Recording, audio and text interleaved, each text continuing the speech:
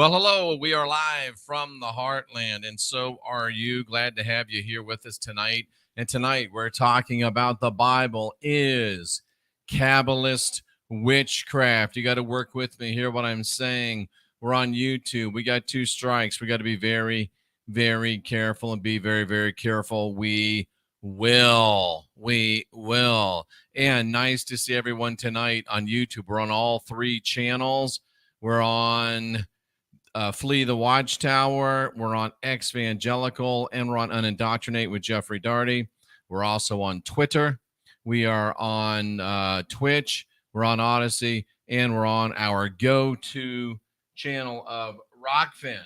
And we encourage you all to go over there and check us out. And we will at some point be going to Rockfin. I have a feeling. So nice to see truth behind the lie. Good to see you here tonight. Hope that you enjoy the deep program. I don't know if I've seen you before. If I have, my bad. I didn't haven't noticed. And nice to see Observe. Good to have you with us here tonight as well. Jama Baker's here. Richard Solomon's here. Rob Lapine. Seems like we're getting some new names. Nice to see it. 10,000 Lakes, BC. Great to see you. Delaney Pearl Jones is here. Jama, the aforementioned Evangelical Hour, Flee the Watchtower is here. Mind Over Magic is here. Awesome. Super Galactic is here. Emperor Rex. Tenebrous, nice to see you. Smoochy, Ruby, 2 trees. That's like Ruby, 2 trees. Isn't that funny? They're right next to each other. Steve Borg Resistance. Angela Monk is here today. Nice to see you. Red Cedar Self-Defense. Sherry Getting. Zeus Crowley.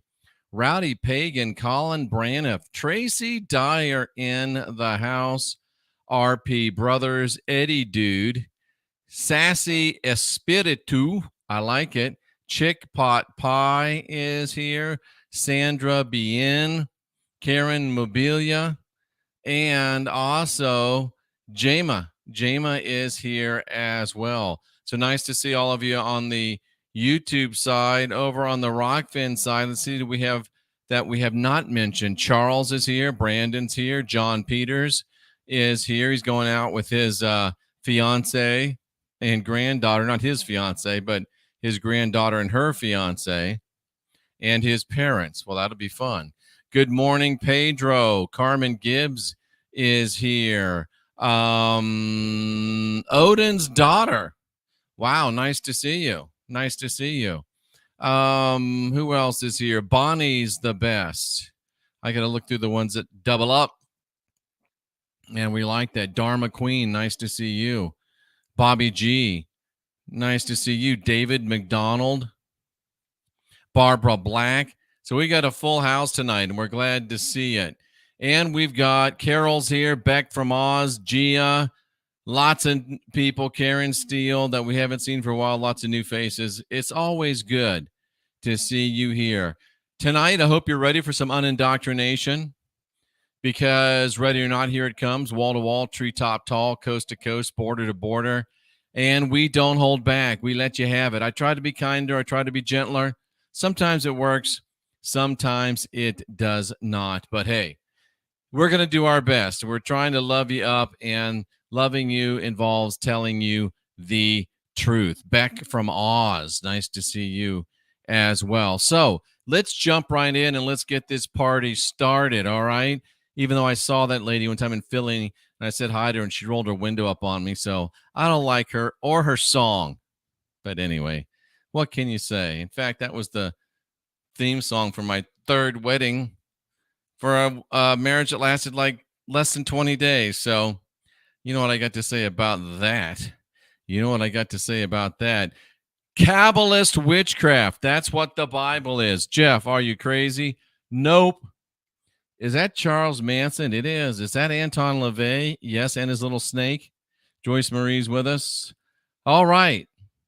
So tonight, we expose the Bible as a book of dark Kabbalistic witchcraft. Always remember, the Kabbalists. And we know who the Kabbalists are. The Kabbalists are extremely clever. There are a lot of things, but extremely clever is one of those things. They take control of both opposing sides. You know, no better time to talk about this than on this nonsensical election day. And I hope that you're not simplistic enough, unsophisticated enough to have gone out and voted today. I hope that you're not unsophisticated enough to have gone out and voted today. I just hope you're not. But this is a perfect example of taking control of both supposedly opposing sides, which pretend to be fighting each other, but underneath it all, they're all working for the same one Kabbalist agenda of world enslavement. If they were race car drivers, they'd all have the same patches on.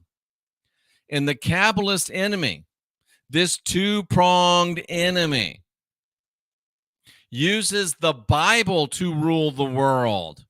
There's nothing holy and there's nothing spiritual. There's nothing in it for spiritual advancement or for the betterment of humanity in the Bible, period, the end. Let me repeat that. There is nothing holy or anything for spiritual advancement or the betterment of humanity in the Bible. Nothing. Nada. Niet. We've been raised for 1,000 years to believe the Bible's the good book. So we try to find something good in it. But after 42 years almost, I finally realized there ain't nothing good in it. The only good the Bible does is gives us kosher disclosure. But the problem is that the Bible is a book of Kabbalistic witchcraft. The numbers of the chapters, the numbers of the books, the numbers of the individual verses, and the contents. If you look at them, you'll see it for what it really is. It's a book of dark Kabbalistic magic, which they use in their agenda to enslave the masses. Now, I'm going to tell you how it works. I am a former initiated magical priest. Are you? I think not. So you might want to listen to my perspective. Because how many times you get to hear from a real, true, former initiated magical priest, not somebody that's pretending they are, to get more clicks? And Cynthia can verify it. She was there the night that I got initiated. A huge mistake, chainsaw cat, but yet something that I was able to leverage to my betterment. To understand how it works, allow me, if you will, a former initiated magical priest who has renounced the nonsense. Allow me to use an example of throwing a powerful curse. This example will entertain you. This example will shock you. And this example will explain to you how energy works. Magic and the powers of the mind work generally on the astral level via the subconscious mind of humans. And now, since most of them are NPCs, non-physical copies, what did we say that was? They're physical, but they're not, they're NPCs. We know what an NPC is, but I came up with a groovy little acronym for that. I can't remember what I called it. But anyway, we know who they are. So now it's very, very easy to trick them and to fool them and to control them. That's why Christianity is so successful. But let's look at how a curse gets thrown and what happens when MK Ultra mind control and poor spiritual,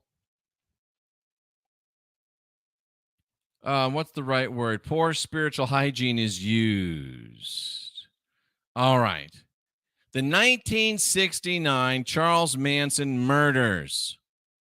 The 1969 Charles Manson murders. First of all, notice the year. 1969. Nines and six are the same thing. It could be 999, 666. You get the point. It's not that it means anything particularly. It just means that they're messing with you. We ought to look at these numbers here. I didn't even think about looking at these, but 11's a double, and 22 is a double master 11. But anyway, Charlie Manson. And did you notice that he's called Man, Son, like Son of Man? They're always toying with us. And by the way, Charlie fancied himself to be Jesus Christ, the Son of Man, Man, Son, Son of Man, Jesus. Freer in forever. RP Brothers, nice to see you slipping on in. He fancied himself to be Jesus Christ, and at least Charlie was real, though he was a controlled character or an actor, or most likely both. But did you know there's a fascinating tie-in with Charles Manson and Anton LaVey? Danny Skylark is here. And the Church of Satan? The truth really is often stranger than fiction. Anton LaVey, and most of you probably didn't know this because I didn't know this till I started studying. Anton LaVey had worked extensively with director-producer Roman Polanski as an advisor for the 1968 movie Rosemary's Baby.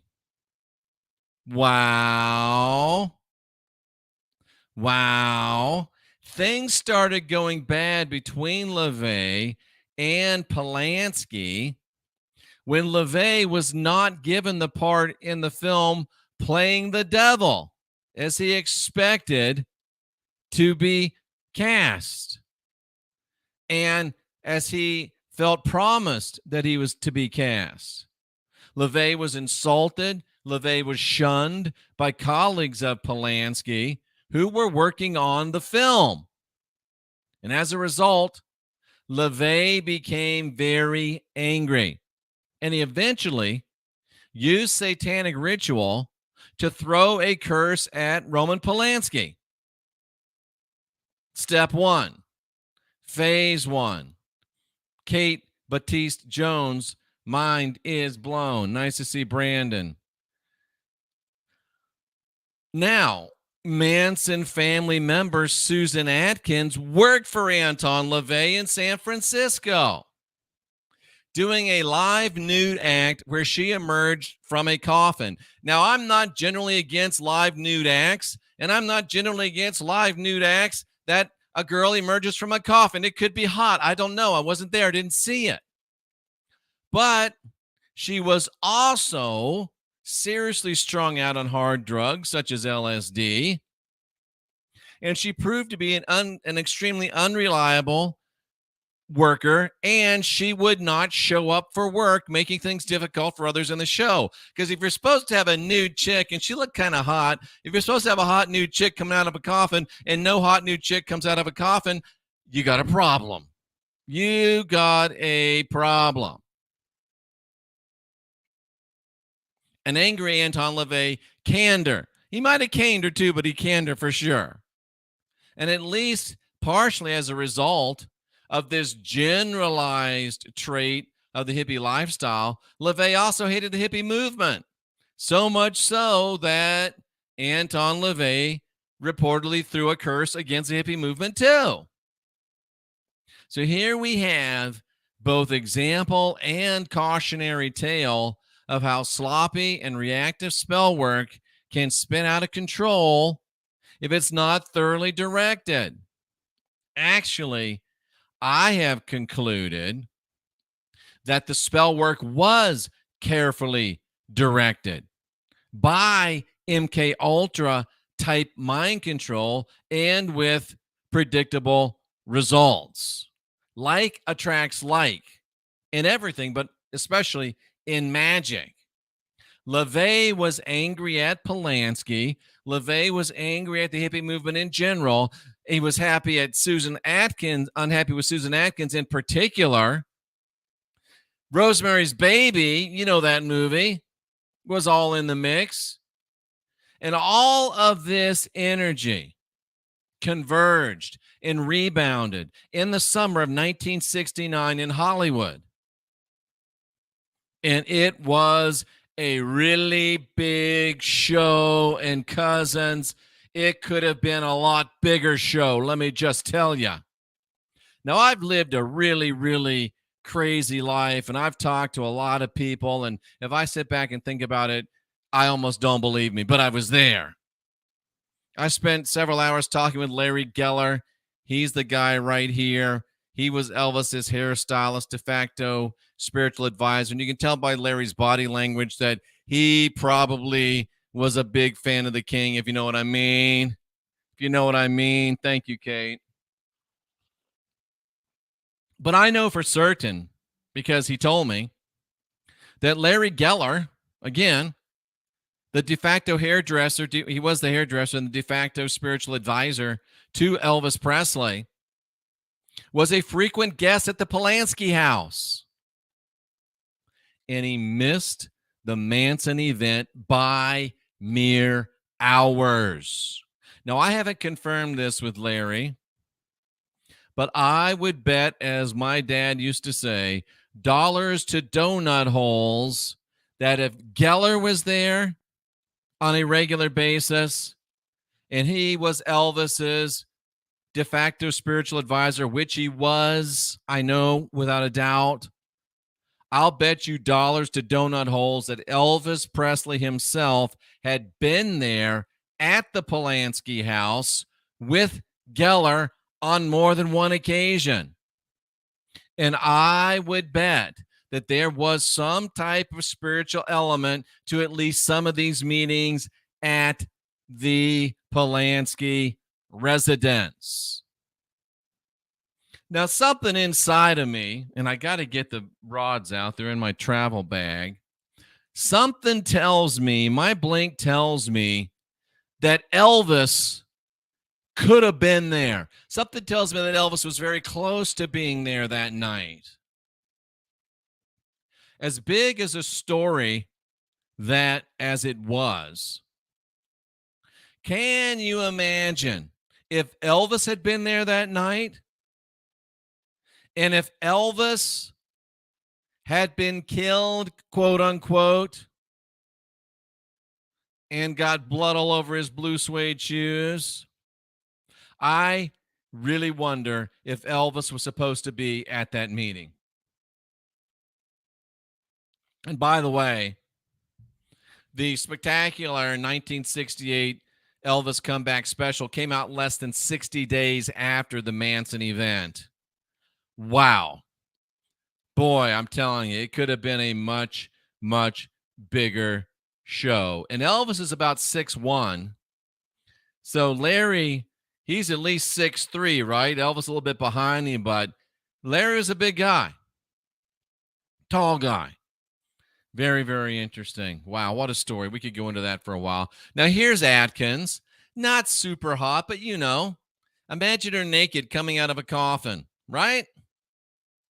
Susan Atkins and other Manson family members broke into Polanski's home while Roman was away in Europe making a film. His wife, Sharon Tate, who was 8 months pregnant at the time, along with some of the friends, were present at the home. Geller was almost there. He missed it by hours. Presley could have been there. Wow, man. Yeah, and Elvis would have had a gun. So maybe that's why they didn't bring Elvis in, because you're going to learn more about this whole situation in a minute. All of these occupants were, quote unquote, butchered, shot, beaten, and stabbed to death. Sharon Tate was, quote unquote, butchered by Susan Atkins, who claimed that she wanted to carve the baby out of Sharon Tate's stomach. Now, the energetic tie-ins are obvious. LaVey had cursed both Atkins and Polanski. LaVey's problems with Polanski were over Rosemary's Baby. The Polanski baby was at the center of this Atkins drama, all inspired by a man named Man-Son with messianic aspirations.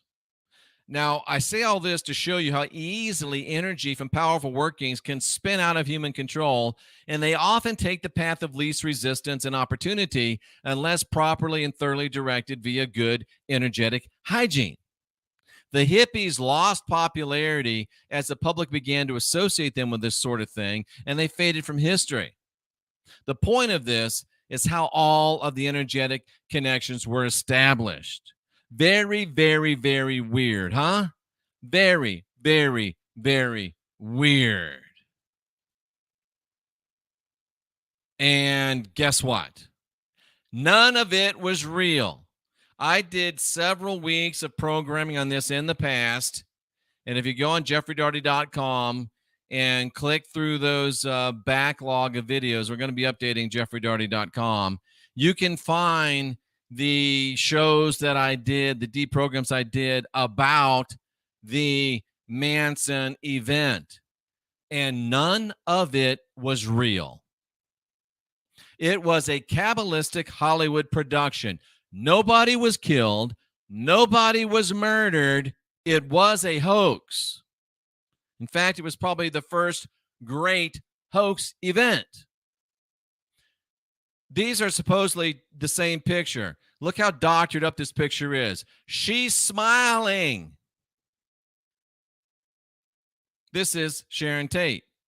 She's smiling. Look at that. You don't have to be a doctor to understand that she's smiling, and the joke is on you. The joke is on you. This picture is our first red flag. I'm not going to go into it deeply, but here's another picture of her, and it's not even the same person. Look at the look. Look at the mouth.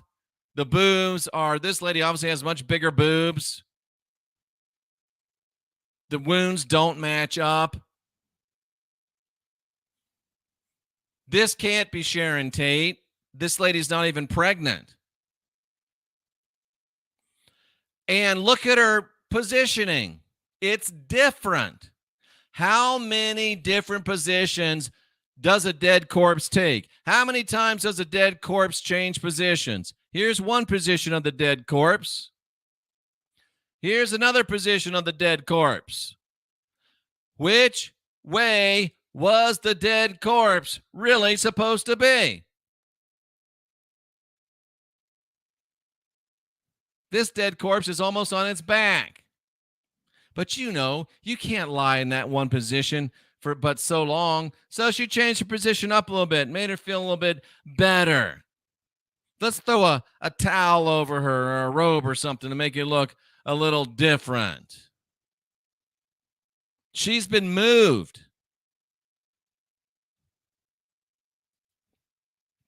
It was a manufactured, Kabbalistic, magical production, just like the Bible is. Just like the Bible is. Now, I know that's a very light touch on that, but I spent at least 2 weeks on it before. And if you have the initiative and if you have the desire to really learn, you can. And Angela makes a good point that the boom went the Christian movement right there after 1968.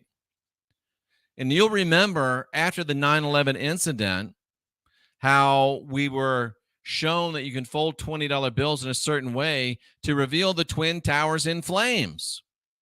Eerily, eerily, eerily close to what it actually looked like. Danny, if you burn your Bible, please videotape it, because I'm telling you, somebody is going to videotape a Bible screaming, just like a Ouija board.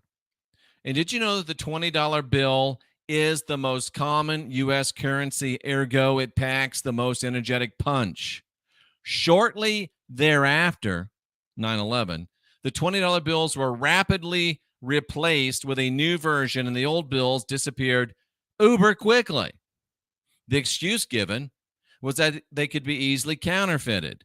The real reason was the design of the bill carried subliminal energetic vibrations that had been discovered.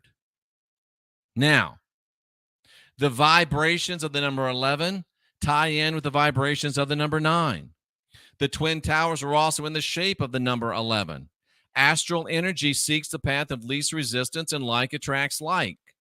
Freemasons who are controlled by Jesuit powers place their hands upon the Bible during their initiation. Why? Because the Bible is a Kabbalistic, magical production. It is a grimoire. It is a spell book.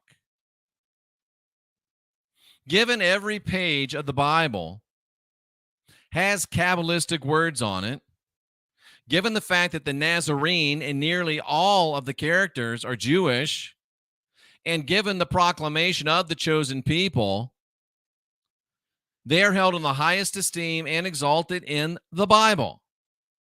It's no wonder that they're so powerful, unbeknownst to the masses, for centuries. Like the LaVey, Polanski, Atkins, Manson, and almost Geller Presley production, these workings have a domino effect. Once something is set into motion in the astral, the energies put into motion seek out like energies, and things tie in, normally using the path of least resistance. With a strange and eerie coincidence of the numbers, this reveals that it's not a random act, but a giveaway that this was a deliberate, orchestrated, occult working. And there's also a deliberate Kabbalistic emphasis on the number 6. Please don't confuse this with 666, which has an entirely different meaning, which we went over in another deprogram. The Manson show was in 1969. Of course, we have the idea of this right here that I can't say out loud. You know, that thing. Communist May Day is 5-1, which is a 6. 6 is the number of work or labor, and they aren't doing any of it. The Kabbalistic emphasis on and the use of the number 6 sets up a vibration on the astral realm for the advancement of their agenda, their communist state and world order. Communism is slave labor. And with the communist state, the cabal becomes God, and all spiritual knowledge is replaced with material atheism. Those at the top know the secrets of the occult, and they use their curses and their spells on an unknowing and a helpless populace. Christianity is the conditioner. Christianity is the stepping off point for communism. The Bible is a Kabbalistic grimoire magic book, and Christianity is the conditioner and the stepping off point for communism. That's why I'm so against it, and that's why these people that call themselves Christians can be shown verse after verse after verse in the original language and say, oh, no, I don't believe that. They can be shown fact after fact after fact. Oh, no, I don't believe that, because they've lost their damn minds. It has a very hypnotic effect on their subconscious mind, as Free and Forever says. Even smart people.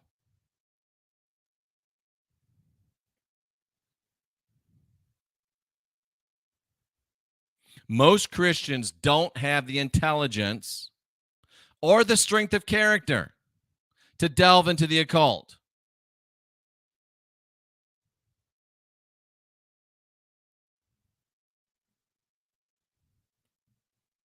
And the best way to get booted out of my chat room is to be rude. That's the best way to be kicked out of my chat room, is to be rude. Thank you. Somebody already did it, so I don't have to do it.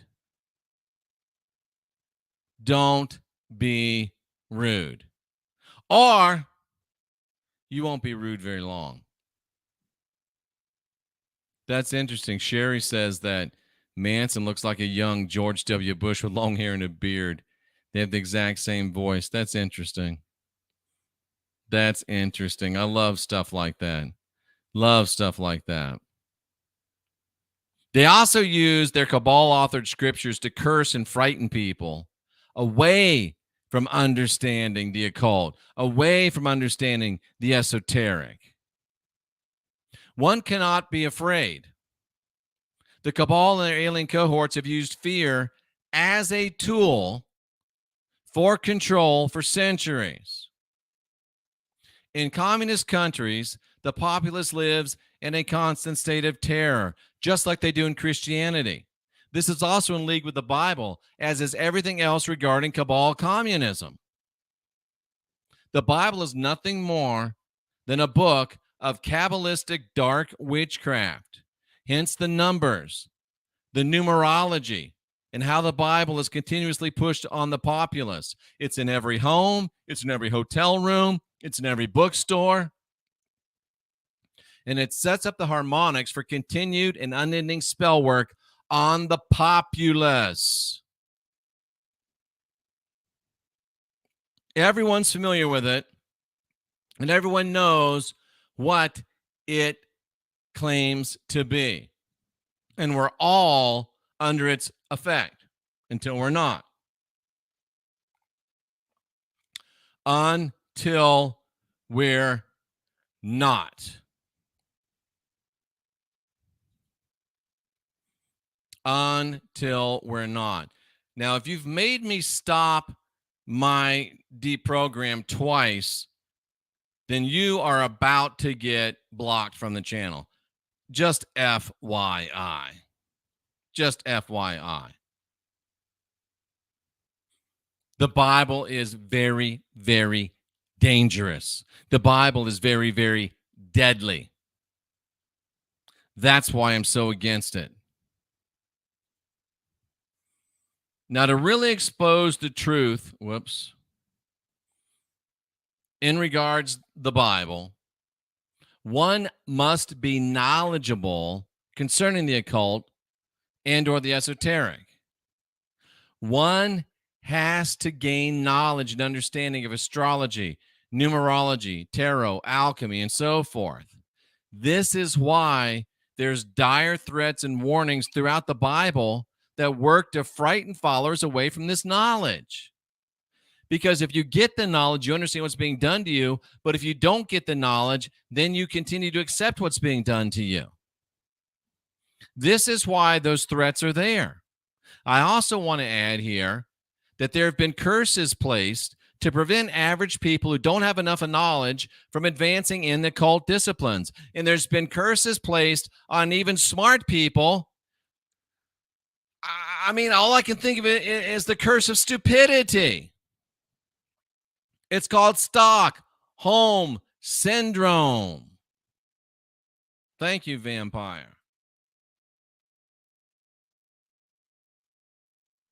These are curses perpetrated by the cabal, mostly, and also perpetrated by a few rotten ex-pagans, a few rotten ex-heathens who work for them and know that they use dark magic, but are also empowered and enforced by the Stockholm Syndrome, cognitively dissonant rank-and-file Christian drones who have been thoroughly assimilated.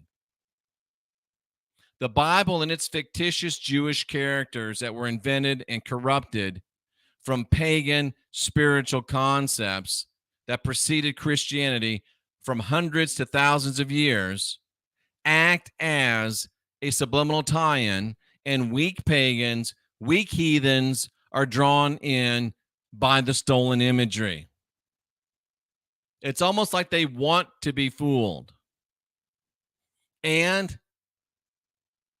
I've just had to turn my back on them. I've just had to let them go. I don't have time to argue with people.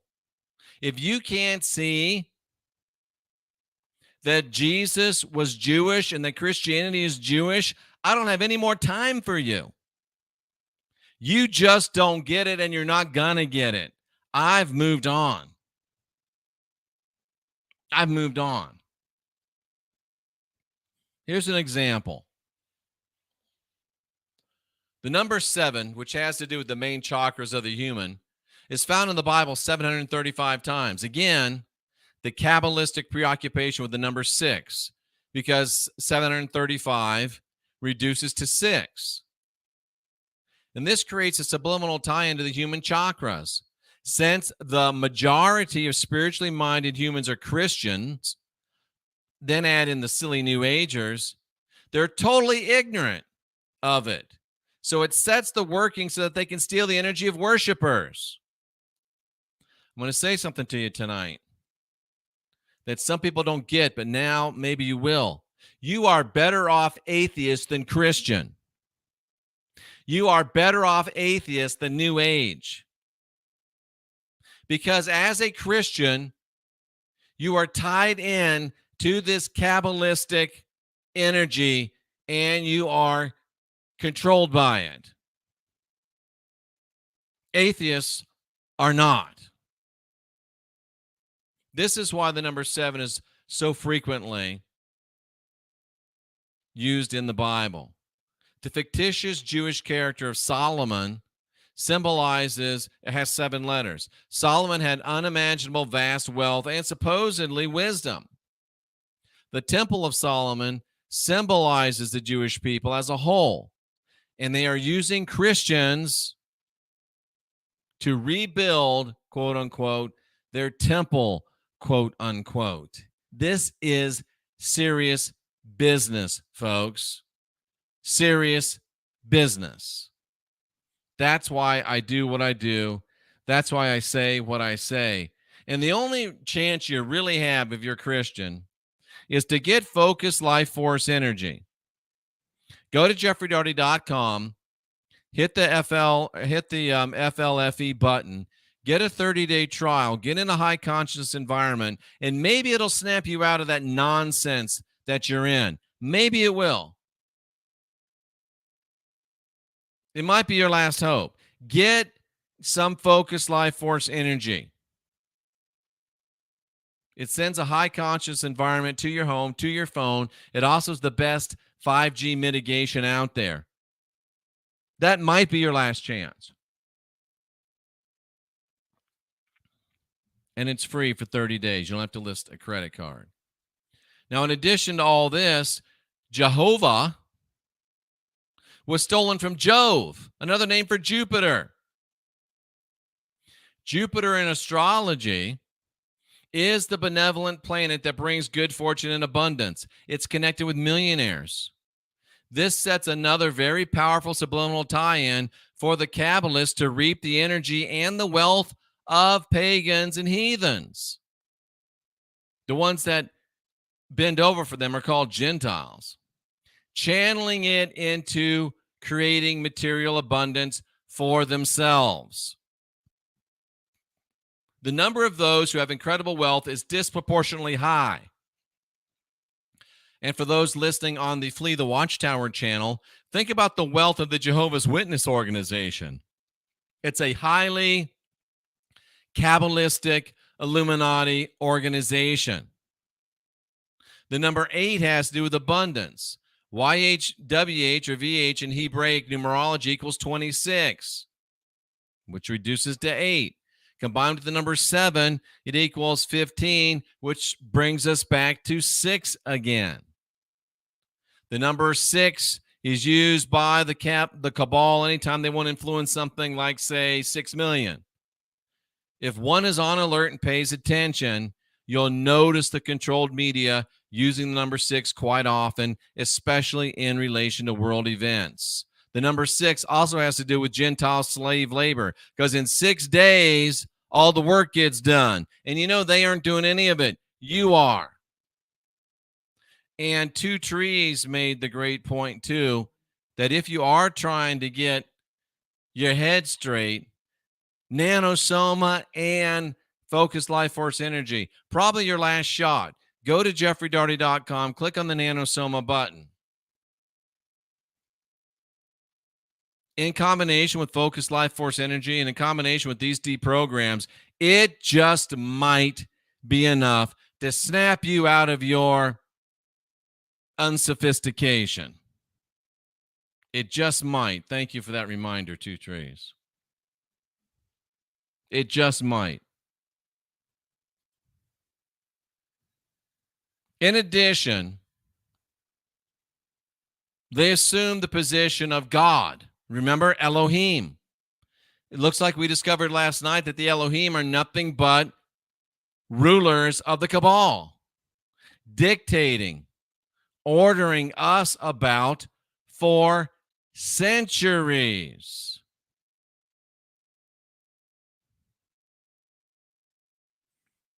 Angela with a good point. The JWs, the Jehovah's Witnesses, all over the world study the same watchtower every Sunday. That's a fact. And that is a ritual at play. Absolutely.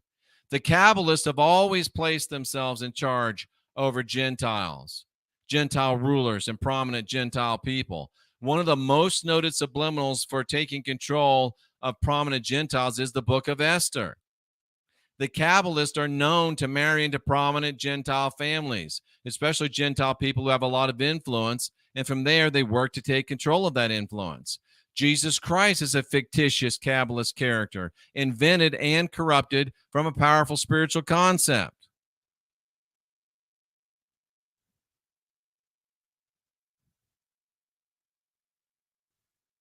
This is the ultra important and powerful Kundalini serpent. When activated and raised, it can bestow one with the power to create miracles. One has to be knowledgeable and understand what's going on. Let me go back. Regarding spiritual alchemy, to get this, 33-year lifespan corresponds to the 33 esoteric vertebrae of the human spine. The Kundalini serpent must pass through upon its ascension into heaven, which is the crown chakra of the human soul. Boom. Boom. In addition to all of this, life as we know it is made up of numbers. Numbers are the foundation of our existence in this realm. The current system of time is based upon the number 6, the numbers used by the Kabbalists in their workings. The minute has 60 seconds, the hour is 60 minutes, a day has 24 hours, 2 + 4 = 6.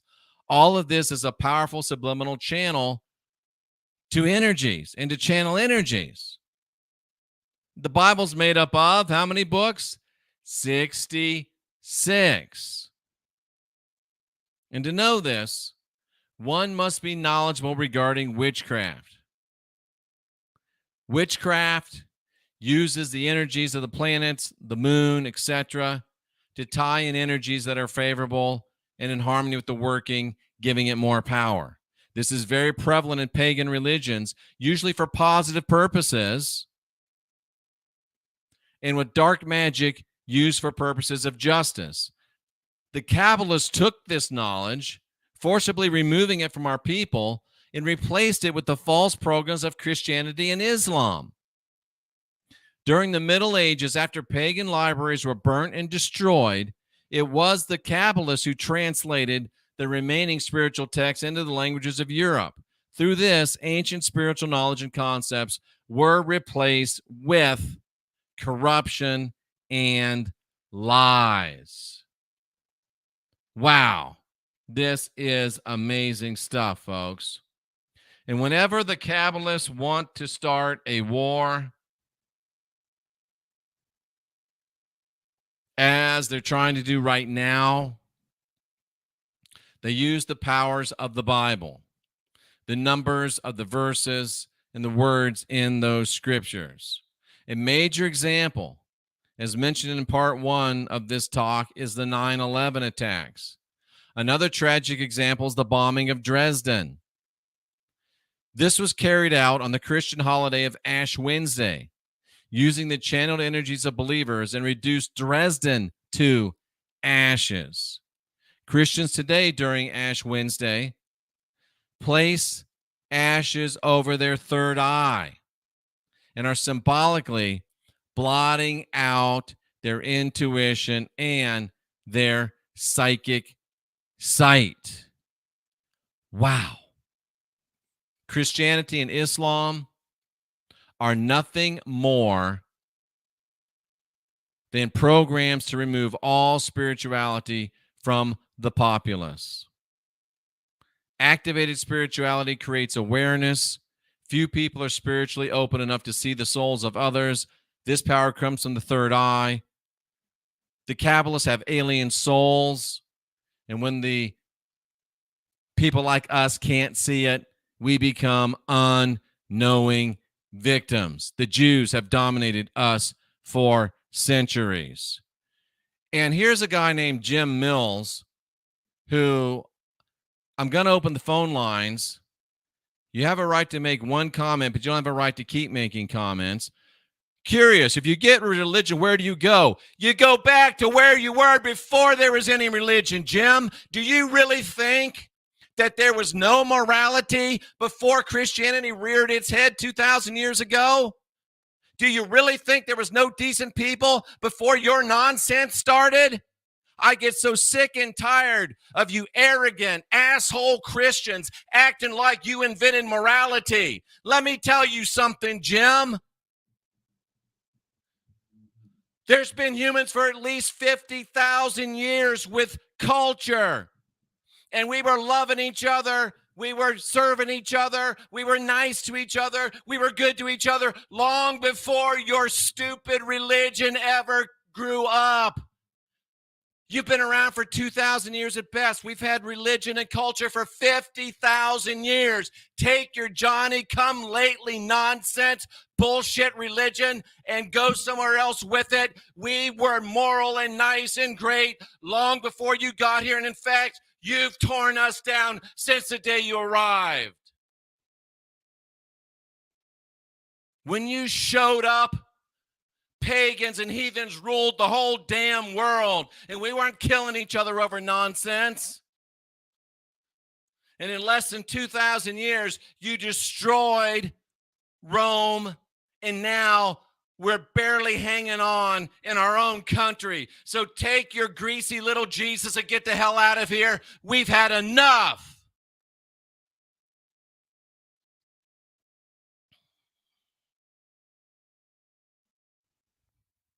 Do you get that, Jim? I think you probably got my point. I'm sick and tired of the bullshit. Vampire, you're so right. Thank you for saying this. We were converted at the tip of a sword.